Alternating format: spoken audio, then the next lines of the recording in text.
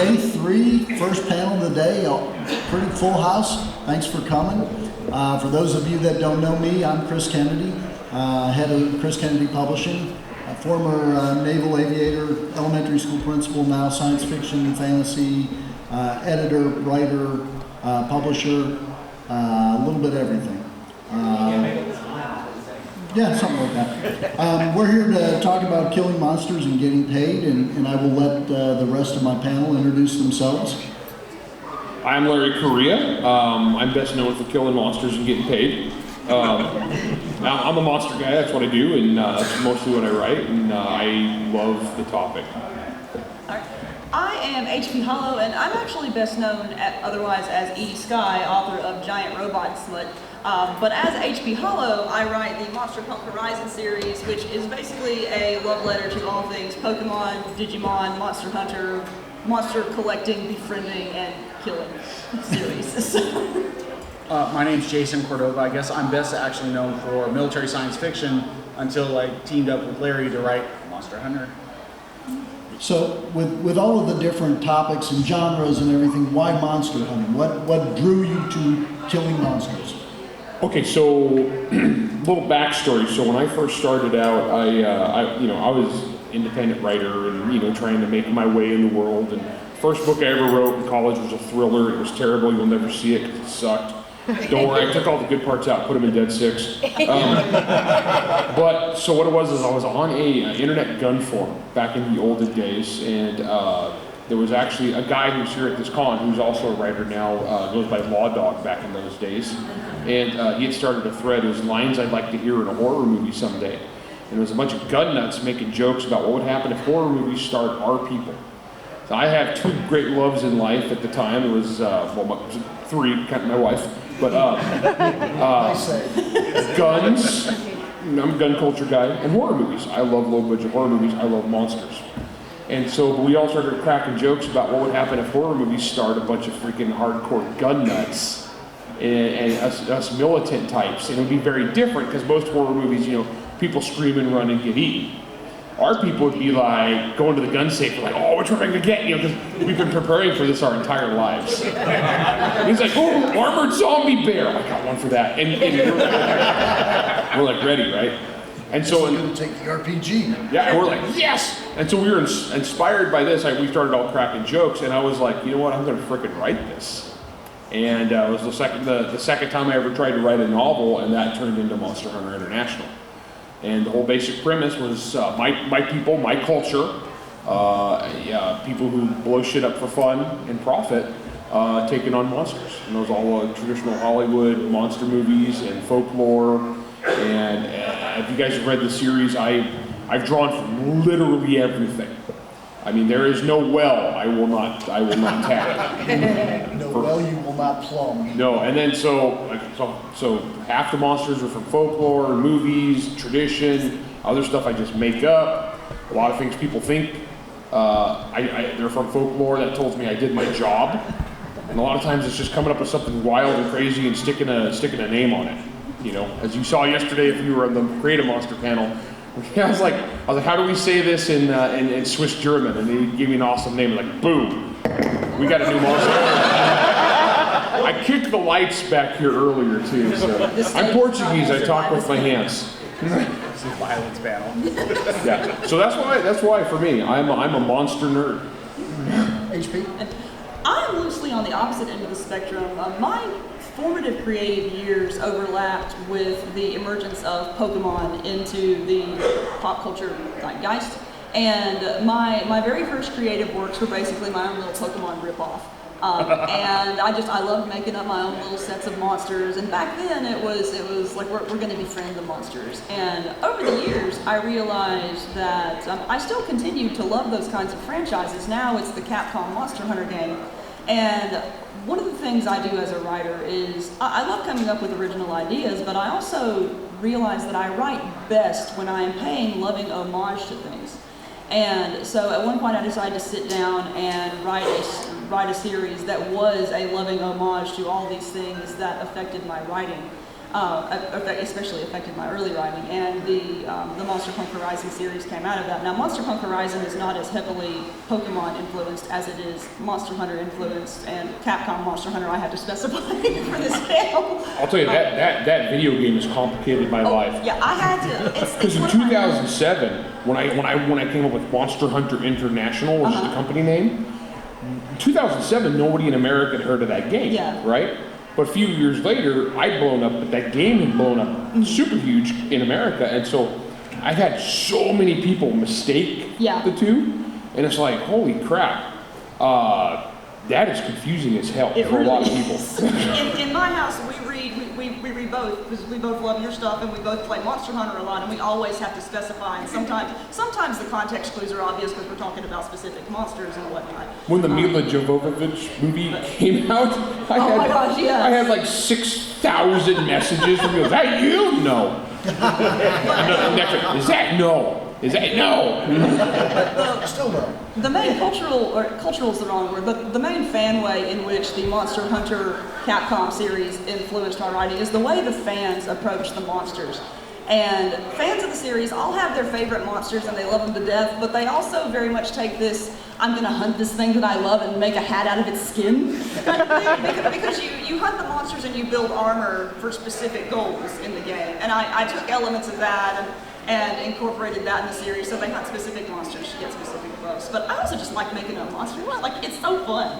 Because I very rarely use, I very rarely have a monster that's just a straight up vampire or straight up this. There's always combinations, there's always weird things that I do, and I love it. I'm still 12 years old in my head. So when I got my starting, it was not monsters per se, it was kaiju. I wrote a lot of kaiju fiction. I was nominated for a Campbell Award for kaiju fiction. And I just loved the big stomping monsters. And it was a natural segue for me when Larry and when I went to Larry, I was like, please sir, write with me. It was a natural segue for me to go, okay, from big stompy city destroying monsters to earth shattering but normal sized monsters. And it just the creative process of what you can do with, like, what's your imagination? Well, you know, let's make a headless ogre chimpanzee, but the face is on the gut and it's bulletproof. And when it was like, oh, okay, cool. How do we kill it? Don't know. Let's hit a car with it. Pretty much. So what's cool about your universe? What's going to draw somebody to you over anything else? HP? For me, what I write is pretty much straightforward fantasy adventure, but there is a huge comedic element to it as well. I compare my stuff a lot to Guardians of the Galaxy because it's just a bunch of absolute dumbasses going on adventures and somehow winning.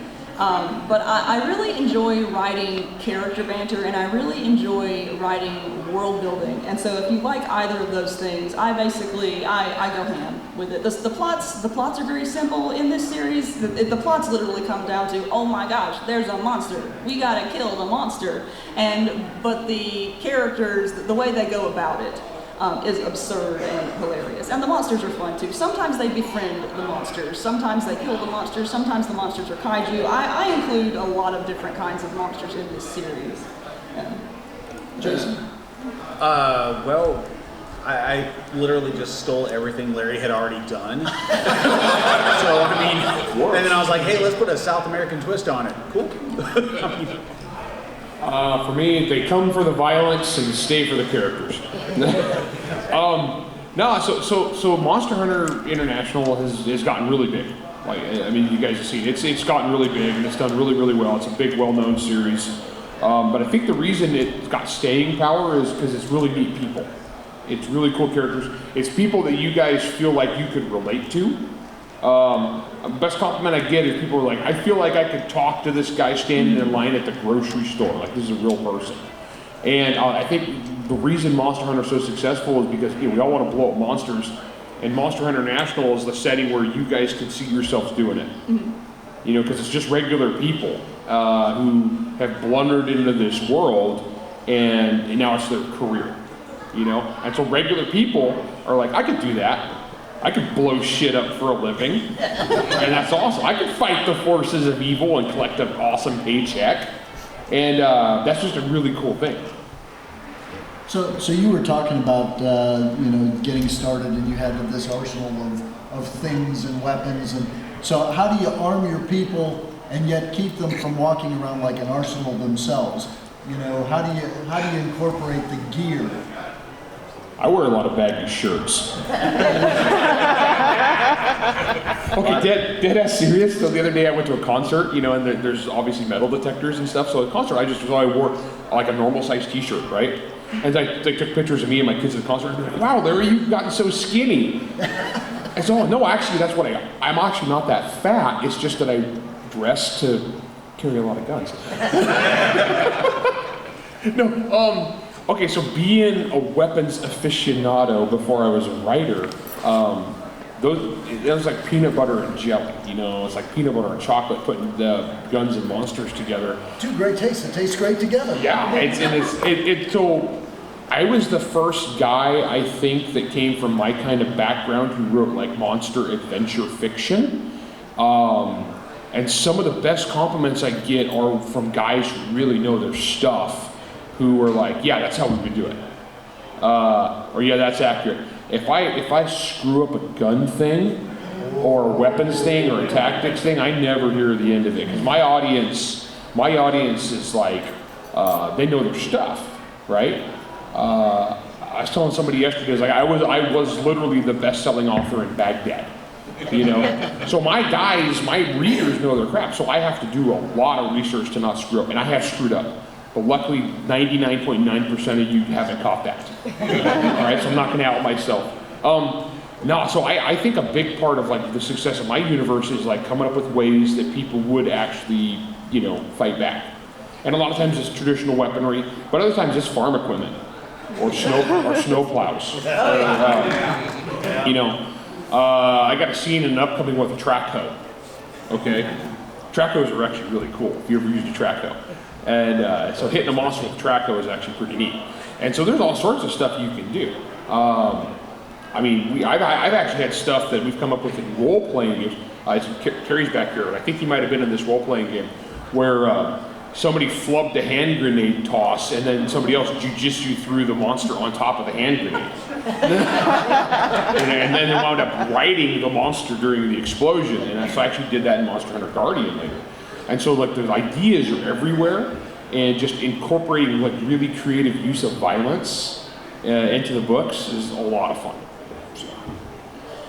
As for me, the Monster Punk Horizon series is game lit or lit RPG light, so there's a lot of video game logic in it, and the way that affects their gear is the characters when they start out are very low level, they progressively get more gear, but the way I keep it balanced is as they're going through the world, their gear breaks, and they expect it to break, and so they that's primarily the way I keep them from being overpowered. And a lot of times it'll break because they're in a desperate situation and they're like, "Hey guys, we got nothing else to do. Let's try this really stupid thing and see if it works." And sometimes it works, but their gear doesn't survive. And so that's just a mechanic that keeps everything from getting too ridiculous, which is something I have to be careful about in my writing in particular, because one of its points of appeal is that it's ridiculous, absurd fantasy comedy. And but yeah, their gear breaks, and they also have video game style loadouts. They have different weapons at home or at their little condos that they go and pick and choose different loadouts for different fights. Sometimes they pick the wrong loadout of what they run into. So it's kind of like the Apple armor. It's got enforced obsolescence. Kind of, yeah. I wouldn't say it's enforced obsolescence, but in the setting they're working from, it's not very. There is one continent in the setting that is advanced and civilized, but the place where they are, it's a jungle, and they're still establishing civilization there. So they can't fall back on a lot of technology they're familiar with.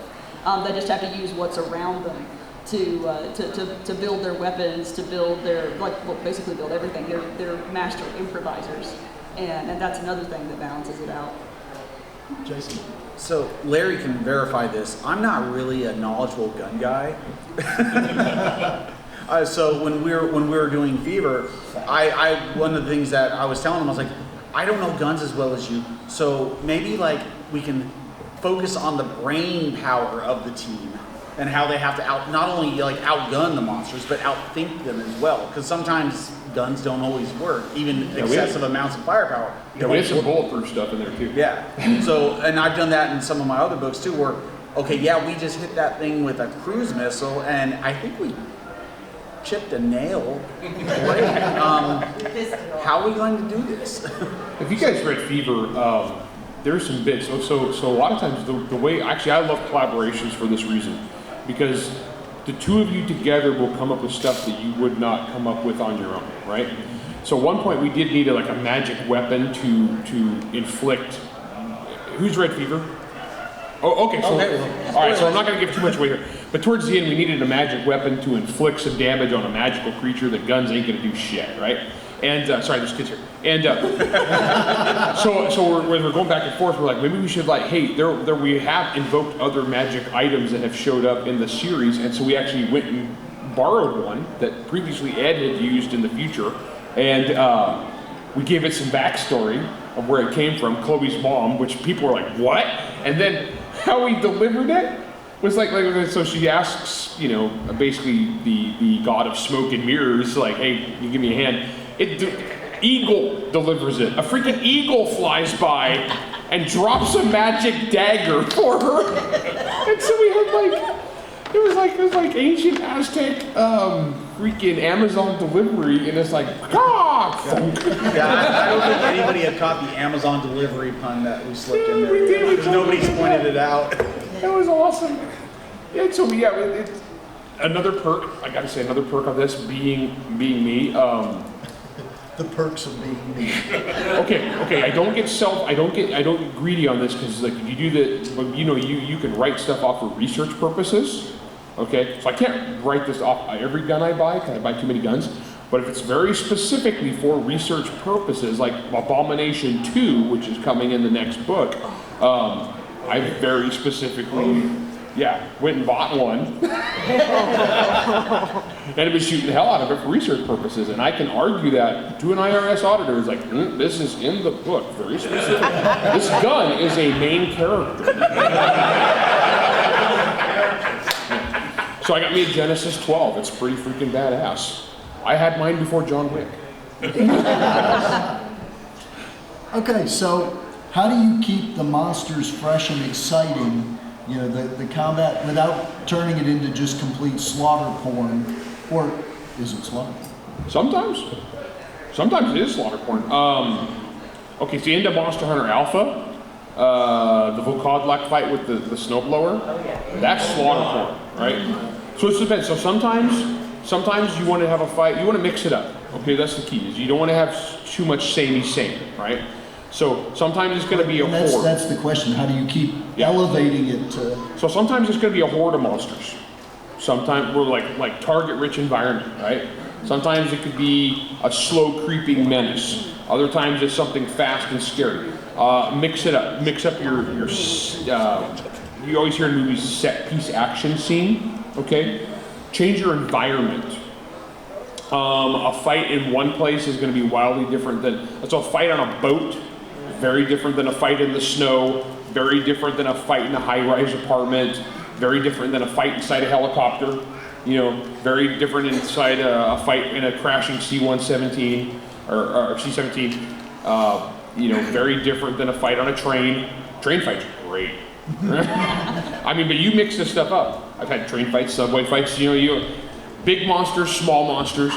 Sometimes you have where it's a fairly even fight, and you have more good guys. Or sometimes you have a fight where it's one good guy versus a horde, or one good guy versus a monster that's like the Hulk. All right, so you mix it up. If I write the book and it's the fights are too similar, I ain't doing my job, right? And the running joke about me and my books is Mike Cooper said this after we wrote 3 books together. If 40 pages go by and something hasn't exploded, a single bead of sweat will roll down Larry's head, right?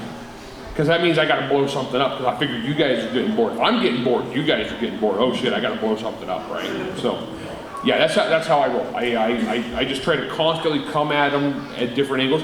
And we're with spin-offs and whatnot. We're 12, 13 books in a collection, and into the Monster Hunter universe. So we have fought everything, everywhere. Yet we still keep coming up with ways to make this interesting. No, actually, but I've teamed up with Les Johnson. There is going to be a memoirs with Les Johnson, who, if you know Les Johnson and what Les Johnson does, you can kind of see where we're going with this. Yeah. So yes. I think he's saying yeah. Yes, yes. So there's a reason we stopped going to the moon? There may be some NASA black, project stuff going on that will involve, Monster Hunter, Interstellar. Okay, so so yeah, there are plans afoot. We've not written that yet because Les is a very busy man sending up real spaceships. Yeah. Okay. My answer to this is actually a two-parter. So in Monster Punk Horizon, the main characters are not always necessarily hunting monsters to kill them. Some of them definitely are because they're basically kaiju-scale monsters that are going to eat everything and destroy the planet if they don't get them. But there comes a point in the series where the characters figure out that they can communicate with certain monsters, and some of these monsters are actually human in intelligence. And then you begin to get storylines where some of these monsters decide, you know what, these hunters are killing other monsters, I can hire them as hitmen. And so they start working for some monsters, and you get this weird little dynamic between the monsters and the hunters, and so that's one way that I keep it fresh. And some of the monsters they're just friends with that they can communicate with, so there's that. But also, in terms of monster design, I love having fun with the monster designs, and I kind of try to channel my inner 7-year-old when I design them. And literally what I do when I need a new monster is I'll go to the children's section in my local library, and there's in the animal section, there's always books like World's Deadliest Animals, Animals Most Likely to Eat You, stuff like that, or World's Weirdest Animals. And so I'll find that and use that as a template, and I'll have already made notes on what kind of story I want to write at that point, and then I would just take that animal and exaggerate it. And the thing about Monster Punk Horizon is that it's ultimately an adventure story, but there's also a heavy ecological element. Not that it's an environmental story, but I actually had a reviewer say that Monster Punk Horizon is as attentive to its world's ecology as Dune, which really blows my mind because it's a book with a hunter with hot pants on the front. I expected that book to be compared to Dune. It's not Dune-like, except perhaps in its ecology. But the monsters play a significant role in the world, and that's another way that I keep the world from being stale. It's like certain monsters they hunt because they're ruining the ecosystem, and certain monsters they take care of because they serve a distinct and beneficial purpose. So from the designing the monster approach, I cheat. I have an old game called Spore that came out, and I'll go in and I'll just randomize the race creation that you're trying to build up to in Spore until I get something that looks really bizarre, and I'm like, that'd be a cool kaiju. I just make it like 120, 130 feet tall. That's gonna be a cool kaiju. And other times I'll dive into mythology. Larry, when we wrote Beaver, we really hit the Mesoamerican mythology hard. I mean, I was borrowing from Mayan, Aztec, even went up to North American gods and borrowed some of the native the myths. We pilfered like grave robbers. It was glorious because they're sitting there. Everybody knows about vampires and zombies, and when we were originally playing, I was like, Larry, I don't want to do the traditional. Let's make these weird. And Larry's like, go on. Weird's good. Everybody and their dog has monsters. Like for thousands and thousands of years, mankind has been coming up with creepy things that go bump in the night. That's writing gold, guys. Oh yeah. So then when you're doing that, then you gotta, okay, I made this really amazing, awesome monster. Now how do I kill it? And a lot of times it's, that didn't work. So, I mean, one of my favorite scenes that I've ever read in a book is, and sorry, I'm not sucking up here. It was in Legion. And literally it's got 3 bomb technicians with a shopping cart full of cleaning goods in a hotel saying, this will make a big explosion. Ooh, baking soda. And then all of a sudden you see here Earl say, we need to get way back. Yeah, so I have the three bomb experts, the three biggest bomb experts at MHI competing to see who can make the biggest boom with the chemicals that are available in one Las Vegas hotel casino. Yeah. Yeah, and when Milo breaks into the when Milo finds the gardening shed, all hell breaks loose. Yeah. That was a great herd at Con too. We pilfered like gravediggers. It was glorious. Okay, so what happens when the hunter becomes the monster? Or does it? Does the hunter ever become the monster? Oh, that's when the story gets fun. Oh gosh, yeah, I've milked that angle a lot. There's that old Nietzsche quote, as you stare into the abyss too long, the abyss stares back, and then yeah. So, Stab it in the eye. yeah, I've used that in the series, and so yeah, there's great opportunities to take. I've also used where various good guys have turned bad. Various good guys have gone too far in the pursuit of whatever their mission is. Good guys have done horrible, unspeakable things in pursuit of a higher, loftier goal. That makes a great villain. Gosh, I've done that with several of them, and some tragic. Julie's dad. Some just off of hubris. Martin Hood. I mean, it's kind of all over the board. And yeah, so flipping the hunter to the monster totally works. Or also having monsters become hunters. Good and evil can be a very malleable thing over the course of a long book series. Absolutely. And I agree with everything you just said, and I mainly say that because, to be honest, it's something I haven't ever explored in this particular series because it's such a light series. And this is kind of a tangent. The closest I've ever come to exploring something like that is using monster hunting as a way to explore grief. And it's a weird story. There's a short story, a Monster Hunter Horizon short story that I wrote for the anthology Sleigh Bells Ring called The Last Great Hunt of Santa Claus and the Candy Goose. And the anthology is basically a badass Santa anthology. And in this, the Santa character is someone who has become this really hardened, tragic badass because a giant goose made of candy ate his family, and he wants to get revenge on it. And the story itself started out really goofy, but it became this really interesting little exploration of how he processed the grief over losing his family by hunting this candy goose eventually. But that's the closest I've come. It's a weird series, you guys. The main character's knowledge of candy actually helps him defeat the goose. It's, like I said, it's a weird story. No, I just suddenly had a mental image of candy canes teasing the goose, trying to piss it off while luring it into a trap. Sorry, I wouldn't want to fight a monster goose. I have goose stories. Look at me. No, I like the monster into the hunter. I mean, we literally did that in Fever. We turned the monster into the hunter, and that was a lot of fun. But you originally did it with Earl. Yep. And We wanted to come at Chloe as a different angle. We wanted to make sure she was a very different character, a unique character. So I think we pulled it off. Yeah. Oh yeah, no. Yeah, nobody said, oh, that's a Mary Sue. And it's like, yes, because I want to be a 5-foot Latina. Maybe you do. Don't tell my wife. So, what's your favorite monster and why? Jason, that's hard to choose. Okay. I like kaiju in general. But my favorite monster is the one we created for Fever, the giant rattlesnake. That was hilarious. Oh, that thing was fun. That scene was fun. Because I grew up in Southern California. I used to go hiking up in that area all the time, and rattlesnakes were a big thing.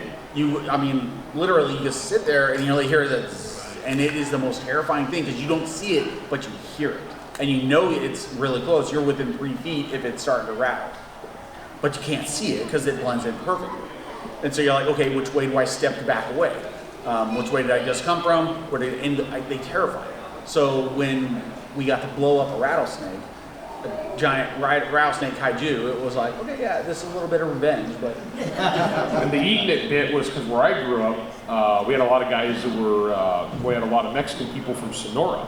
And so anytime we found a rattlesnake, where I grew up in my part of California, we banged it with a shovel, chopped its head off, and gave it to the guys from Sonora, and then a couple days later we did a rattlesnake jerky. And so we ate a lot of rattlesnake growing up. So when I had that bit with the, I was like, we then we had to see with the MCB guy, because we couldn't just have people eating hundreds of pounds of rattlesnake meat at the theme park. So the MCB guy's like, no, you can't do that. You gotta test it for radiation. This is how you get snake people. He's like, really? I don't know. The MCB guy was just so freaking pissed off. I was like, no. Why is the barbecue guy with the cleaver going at the snake? The guy was just like, no. He was like, why is that guy cleaving? No, you cannot eat the giant snake. So we had the whole exasperated government representative there. That was a great scene. That was also a scene where we had guys who weren't bomb experts trying to improvise.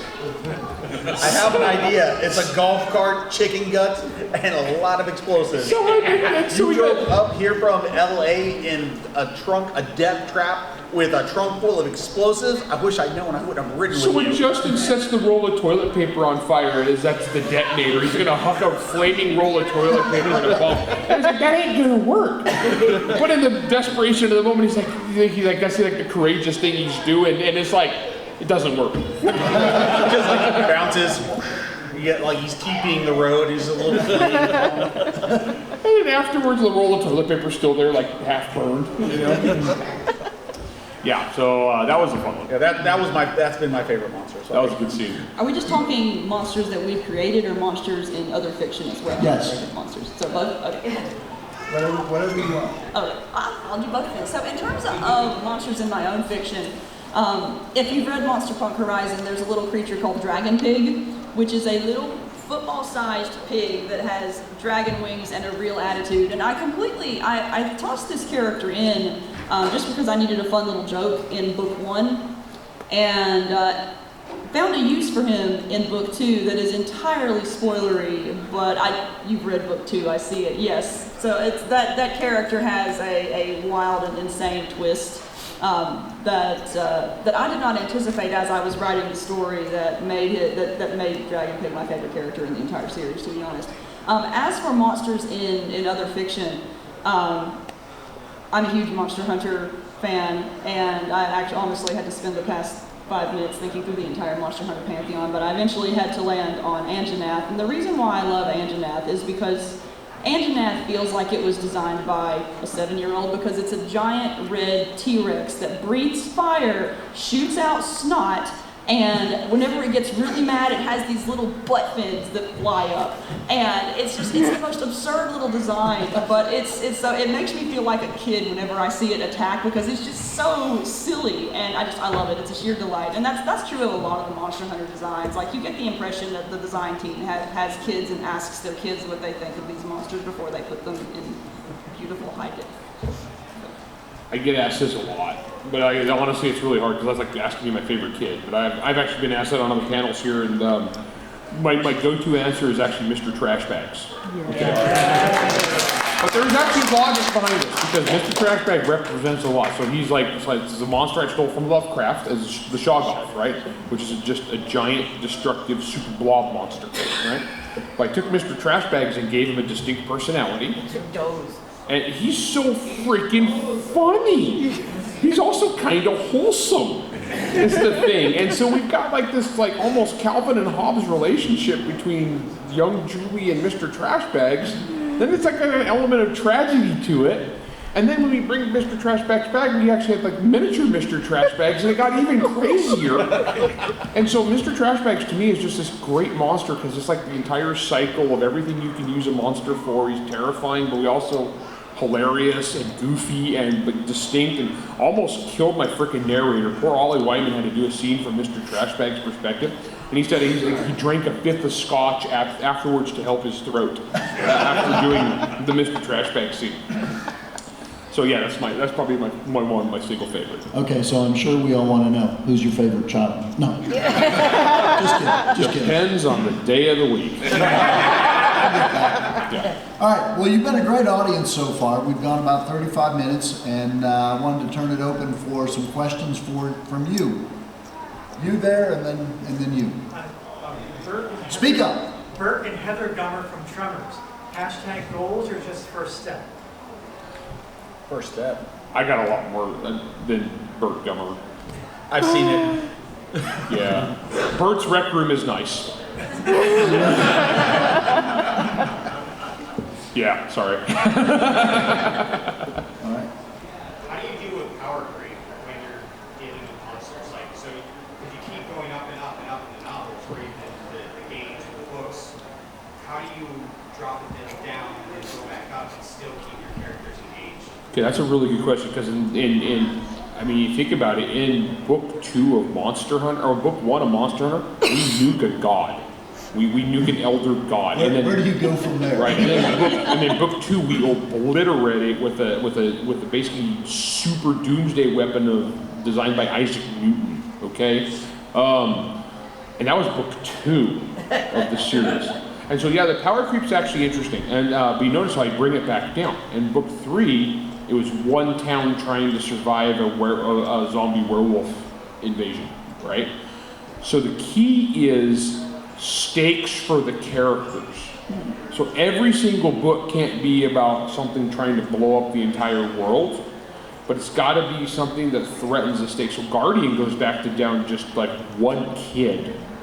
It's about the survival of one baby, right? So I bring them up and down on purpose. And so I will have a book that's like, if this gets out of hand, the entire human race is in danger, right?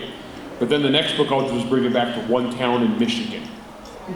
See, so In that's Bloodlines, the Drekkivet, the oh yeah, him. it's just one bad guy, and who's a son of a gun. I mean, there's kids. He's a son of a gun, right? But the menace of that book is just this one relentless thing after one person. But they're like, no, we need this person, and we're not going to let you kill him. But this relentless bastard won't stop. So he's like supernatural Mega Terminator, right? And so I do that on purpose. I bring it up, and so like one book, and if you notice, there is actually a sine wave pattern amongst the books where I will do world-ending threat, personal, something personal. World-ending threat, something personal. And that's why I actually do that. I do that on purpose. I'm smarter than a lot of people think. I do something similar with mine in terms of how I structure the series itself, and I do it less so in Monster Punk Horizon than I do in Titan Mage on my Edie Sky name. The Titan Mage series, avoiding spoilers, ends with a monstrous existential threat, where they fight the moon. It's more complex than that, but Fight the moon? yeah, it's there's more to it than that. But as I sat down to figure out what I was going to have them fight in the next series, it was like, how do you top fighting the moon? I actually came back to the concept we were discussing earlier of when does the hunter become the monster, and the threat they face in the second series that I'm planning is wholly terrestrial, but I think one thing we've realized about society in general within the past several years is that humans can be pretty monstrous in terms of like how they treat each other even on a small everyday level. And that's where the conflict in series 2 evolves from. The threat is very human, but the threat is also very terrible. It's just not coming from a monster. It's coming from a psychological monster. I like to build up in a series. I'll always try to start small and just build it. If I know when there's an end to the series, I'll slowly build. I'll leave clues in the earlier books as I'm building to my potentially universe-shattering bad guy or life-changing villain who's going to be there at the end and behind the scenes the whole way, which we kind of teased with Fever as well. Yeah, 'cause we had a bad monster, but this bad monster was only a threat because a worse monster had put it in play. Yeah. which we haven't really met the worst monster yet. It's pretty cool. Yeah, Who would you pick? well, in take live- turns. In live action, Monster Hunter International, who would you pick? I get asked that all the time, like on the. We actually have casting posts on the Monster Hunter page all the time, and I never participate. Never. Well, for business reasons, like because I actually have sold the options, but it's been option forever, so don't get your hopes up. I believe me, yeah, it's Hollywood. It's weird. Because like how I picture him in my head is not how you guys picture him in your head, and I want you guys to picture him however makes you happy. And anytime I start telling people, like, I do actually cast actors or people I know, I have a vision of like, and Jason knows this for a lot of characters, because anytime I collaborate with somebody, we're going back and forth on a character, we'll pick somebody that kind of like they look like, so that way we have a consistent vision. But like with the fans, I don't really do that because I don't want to ruin it for you guys. Plus, when I see the casting posts, the people you pick are like totally wrong. But I ain't gonna tell you that because that ruins it for you guys. You guys cast people who are like 100 pounds off and like a foot too short and the wrong race and dead. And it's like, this guy'd be perfect. It's like, I think he died in like 1978. I don't, So no, I don't have an official. He'd make a great zombie. Yeah. You would be a good Owen. No, actually that's a good example. I would not. His physicality is levels beyond mine.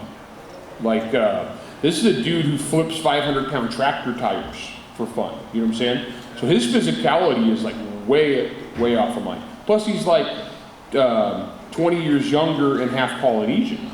You know, so like I would actually be a terrible Owen. And personality-wise, I'm more Trip. But I'm not a 5'11" black dude with dreadlocks whose mom was from Jamaica. You know, so I'm obviously not a good casting choice for Trip. You know what I'm saying? So personality-wise, yeah. So no, I leave that to you guys. And then should Hollywood ever make any of this, you know, it's whatever they want to do. And I'm just going to shut up and cash checks. Whatever makes the money. Well, because Hollywood does not give a crap what the writer thinks unless you're J.K. Rowling. No. And I do not have J.K. Rowling money. This ties in a little bit with the power creep question.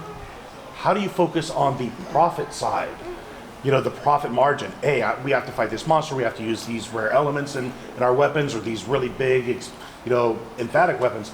They have a cost. It's not free, and you can't always do an itemized bill to get reimbursed for your costs. So my main character for most of the series is an accountant. Right. He is the company finance guy. I hand wave a lot of it because that stuff would be super boring to most readers. Doesn't mean I haven't thought of it. Well, hell, in Son of the Black Sword, I have the entire banking system figured out, right? Yeah. I will never put that in the book because that is boring as hell to 99.9% of you. I figured it out, but doesn't mean it's going to go in the book. So a lot of the stuff I hand wave, including especially the cost of silver when you start seeing how much silver ammo we pump, like how many silver bullets we pump into stuff. You did mention it in Fever, how much like Chloe is literally like, this has got to cost a fortune. How is he getting all the money for this? Because Fever we did is 1970s, so it's pre where they had a reliable production source, and so they're just like home sourcing it, and it's out of their own budget. And so we did actually get some. So we do get little elements of that in there, and it's usually Owen like complaining about people not bringing him his receipts, or Milo giving him a shoebox full of like. You bought uranium? What did you buy? They gave you a receipt for the uranium? Yeah. And it's like, and so I hand wave most of this stuff. There's an old saying by Elmore Leonard where it's don't write the parts that people are going to skim. And so most of you guys would get bored if I got too into that. Though I have had little bits of it just for character and for fun. So no Monster Hunter International IRS audit? I did actually have, I mean, they're the greatest monsters of our time. Because I've had references to that where Owen has been audited and MHI has been audited, and how that was like more terrifying than fighting elder gods, and, and like more annoying. And no, so we do get into business stuff a little bit, but for most readers, I just kind of hand wave it. You know? HP, do you have anything to add on that? With mine, it's slightly different because in the setting, there is an entire monster-based economy, and given the video game origins and inspiration of it, they go and do a quest, and there's a certain payment associated with it. But also, when they kill certain monsters, they carve up and loot their bodies for various resources. So they're going to, like, it's different. Different monster skins provide different leathers. There's magical gems that each monster produces that in themselves are very valuable and the basis for a whole economy. And so the economic and cost system of the setting is somewhat different. And but also I hate math, and so I don't. And like my husband takes care of all the stats because he's the engineer. And so, but it's slightly more complex than here's how much this cost, because they get so much benefit out of the monster materials themselves. All right, last question. Where you have some delightfully quirky takes on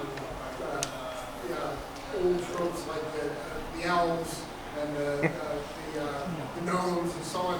Where did some of that, some of that come from? Are there stories behind how you got there? Okay, so basically in every book, I try to have some sort, not necessarily every book, but most of the Monster Hunter books, I try to have some element of folklore that I flip it completely on its head and come at it with an entirely different cultural thing. And I've done it with the elves, the orcs, the gnomes, minotaurs. I always have one creature that I try to flip and be completely different than what is expected. And I do that on purpose. And this all goes back to when I was writing the original Monster Hunter. I was in my bedroom, typing on my computer. We had a small house. My wife was reading a book in bed. She's reading a fantasy novel. I don't even remember which one it was. And she gives this exasperated sigh while she's reading. And she puts the book down and she's just like disgusted. And I look at her and I go, "What's wrong, hon?" And she's like, Bridget says, "I'm so sick and tired of elves always being the same." She's like, "I read every fantasy novel and everybody just does some rehashed version of Tolkien over and over and over again. It's always the same. They're so wise and pretty and eternal and blah, blah, blah, one with nature. Just once I'd like to see somebody do something different with elves. Like, why can't we have like redneck elves?" Oh my God. She said that. And I'm sitting there typing and I'm like, huh. Keep in mind, I used to live in Alabama. And I'm like, huh. Redneck elves, you say? And so that night, the Enchanted Trailer Park, the Enchanted Forest Trailer Park was born. Because my wife, just in passing, said she was sick of elves. And I thought, you know what, that would actually be fun to flip elves. And the book's set in Alabama anyway, so I sent them to Corinth, Mississippi. And I've been to Corinth, Mississippi. You've been to Corinth, if you guys been to Corinth, you know, it's like, yeah, you know. And you know. And so I wrote the elves. And hence Tanya's Boonville High School Letterman's jacket later. And so that's where the elves came from, and that started it. And at that point, MHI had a helicopter pilot, but I hadn't, explored that character at all. And I was like, if you're gonna have elves, you should have orcs. And if you have redneck elves, then how would orcs be? And I decided to flip orcs on their head, as we had Skippy and his tribe being very unexpected. I love those guys. They're amazing characters. And it just kind of, it went from there. And hence, if you're gonna have minotaurs in Texas, they're not minotaurs. Do I look Greek to you? They're bullmen. They're Texas bullmen. And hence Travis Alamo, Sam Houston, and so on and so forth. So I always try to keep one thing and we'll take it and we'll flip it on its head and do something different. Okay, we'll have 30 seconds of shameless self-promotion. Oh, man. Where can people find you? What do they need to know about you? Whatever you want to say. Oh, okay. Well, again, I'm HP Holo or ED Sky, and you can find all of my stuff on Amazon. My name's Jason Cordova. You can find myself on Amazon, also jasoncordova.com. And shameless blurb, save yourself promotion. I've got a Black Tide Rising novel coming out from Bain in September. Buy it. Also, you guys know me, you know, and so I've been around a long time. So I'm going to say, for my part, check these guys out. Check these guys out. Check out the other authors you don't know as well yet, and spread the love around, and you know, check out Heather's stuff, and check out her husband's stuff. And he's also writing for band, and he's obviously really good because David Weber has picked him to be the guy, right, to carry on. And Jason's super talented. I've known him for like 12, 13 years. Yeah, and always been a talented dude. So check these guys out.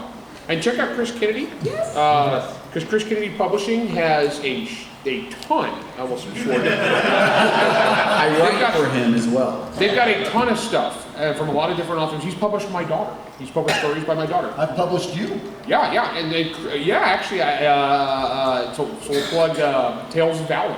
I've got some fantasy stories for Chris. So, I've got one in the dealer room if you want it. yeah, I will sign it if anybody goes and gets that. So check out Chris Kennedy Publishing. He's got a ton of good stuff. You can see me in the dealer room or chriskennedypublishing.com. Thank you very much. You've been a wonderful audience.